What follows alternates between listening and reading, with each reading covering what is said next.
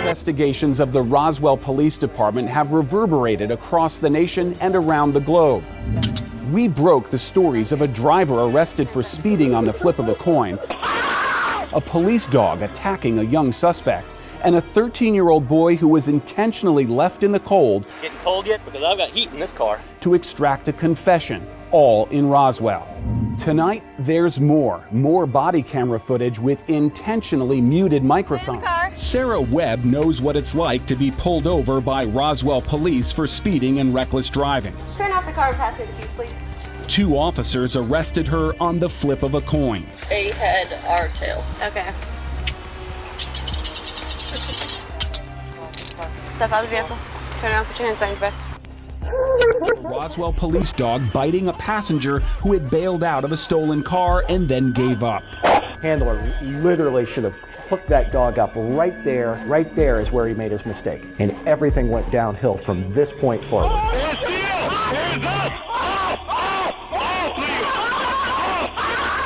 This is the scene today. Police wouldn't give us.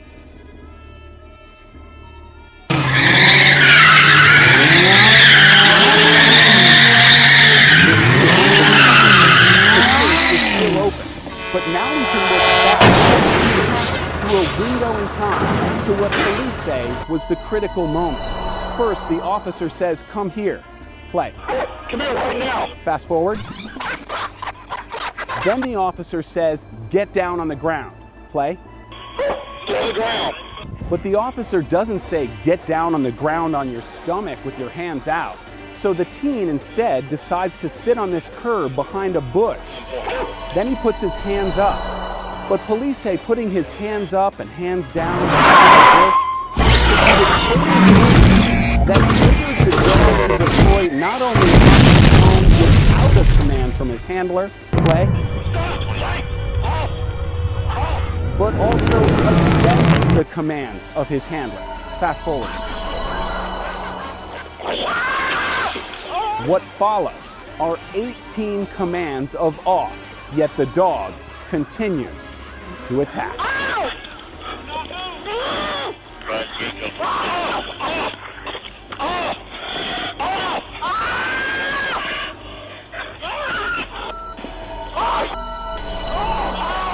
Then right here, the leash breaks and the dog goes back and grabs his hand and holds him now for another 8 seconds. 2 attacks, no commands to apprehend, ignoring all commands to stop. The dog nearly biting his own handler in the end. You don't normally see the dog come off of a bite of a suspect and then go after the handler. He has received additional training, and I can't tell you it's because of that specific incident, but it was around that time. Police Chief Rusty Grant's command staff cleared the officer and the dog, writing in their use of force review, no training issues observed. The canine responded as he should, and Canine Robbie did just as he had been trained by knowing when to apprehend a subject for unacceptable behavior. If you can't control your dog, you're a liability. You are a liability magnet. You're going to get sued, you're going to hurt people, and your agency is going to write. Roswell police the January night. How old are you? You're 13? Did you have ID on you or anything like that? What are you doing out here at 13 years old? Oh, I think he totally stole it. You can see ice clinging to the boy's arms. Weather records show it was 17 degrees, headed down to a low of 12. Dang, it's cold. Officers warm up inside their heated cruisers. Oh, it's so cold. It's cold out there. It's chilly. Again, you're not under arrest. I'm just detaining you, okay? And at first, Officer Cheryl Dickerson puts the boy in her heated patrol car. I've got a 13-year-old detained right now. I'm going to jail for nothing. I didn't say you were going to jail. I said you were detained, okay? We're trying to figure out... That's when you get handcuffed, you always go to jail. That's not true. He's not going to tell you the truth. He hasn't told you the truth since he met you. Yeah, so I don't know, but he's 13, from what I can tell. I mean, 24. You think it's fine? Yeah, I think there's some issues there. I'm gonna say, listen to me. I'm not asking you what you go by. I'm asking you what your name is. I've about lost my patience. I mean, he's lying to me. Yeah, I'm gonna call Sergeant Elsie. Sergeant Daniel Elsie is called to the scene. The sergeant immediately gets in the patrol car with the boy, turns off the heat, puts all the windows down, then sits in a cruiser with heat. Yeah, he ain't gonna say anything if it's warm. Oh. So he can sit over there and be cold. Okay. That's why I roll the windows down. Let him get a little chill. Officers laugh in their warm patrol car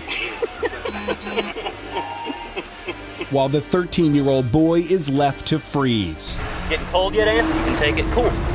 So can I, because I've got heat in this car. He's freezing him out. Yeah, I can see your breath. It's pretty cold back there. Keep telling me. Is it cold in the car, you're asking?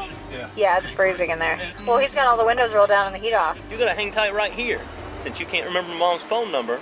And if I can make contact with Mom, then we'll get some heat going, all right? Then Officer Dickerson cuts the mic on her body camera. I'm gonna mute this.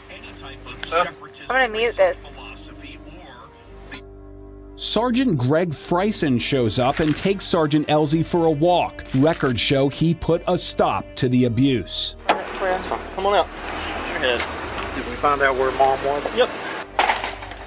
This video was viewed more than a dozen times by Sergeant Elsie's supervisor. In the latest annual review, the lieutenant wrote, Sergeant Elsie did make a poor decision regarding the safety of a suspect. A poor decision that was not in line with department values. But supervisors also wrote, Sergeant Elsie sets a very positive We are following breaking news right now in Roswell. Police say someone has barricaded themselves inside the Ramada Inn and refuses to come out. The police presence is slowing down traffic at this rush hour, and it's happening along a very busy road. So let's go straight to 11 Live John Sherrick, who just got to the scene.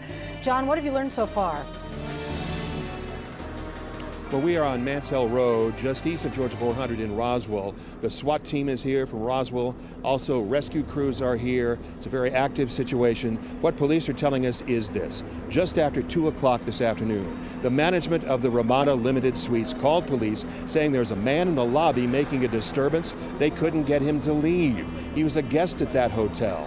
Well, police arrived and the man ended up in his room, locked himself in his room, barricaded the door, refused to come out. Sergeant Brittany Rogers of the Roswell Police Department said the man threatened to shoot police, but they're not sure if he has any weapons. So in a situation like this, the officers, what they did is they set up a perimeter around the scene. They waited for a SWAT team to respond. They made sure that no individuals came out of the area. That way no one would get hurt, since we're not clear if the subject has a weapon or not. And they're trying to talk to him just to see if we can resolve this peaceably.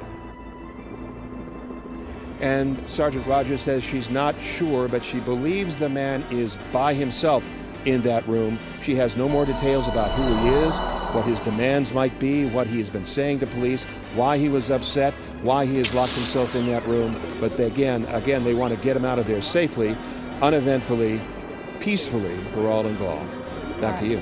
John Sherrick reporting. Right now we're actually at the Carlsbad Caverns here in Carlsbad, New Mexico. This is a grand entrance to the caverns. A very good place to go if you've never been here before. A very scenic view. If you're a desert person, this is a place to be, and if you want to be in the oil field, this is a place to be. So that's pretty unique about the area. What I like most about where I live now is I'm close to my wife, which is a good thing. I like the people I work with, the areas. I went to college around this area, so I'm very well known kind of with the area, and just I enjoy it here. It's nice. It's hot in the summertime. It's good when you're out of this uniform and can just hang out. Something unique about Roswell is, look behind me, in 1947 that famous alien crash happened, and this is a big attraction. The area in the department that I'm most intrigued with is probably the patrol side, which is the uniform bureau. I really like being out there, making a difference in the community. We have a lot of crashes with that oil field boom. So we work a lot of the highways and work a lot of crashes, and also citations as well, trying to minimize any crashes. What I like most about where I work at is the people is a tight-knit community, and they're here to help us, and they love law enforcement. I could go to any restaurant at any given time and people are willing to pay for my meals and that, and it just shows that they're grateful for what we do. Never mind who I am! Just get back in your time machine, get back to the present, and stay there! Screw you guys, I'm going home.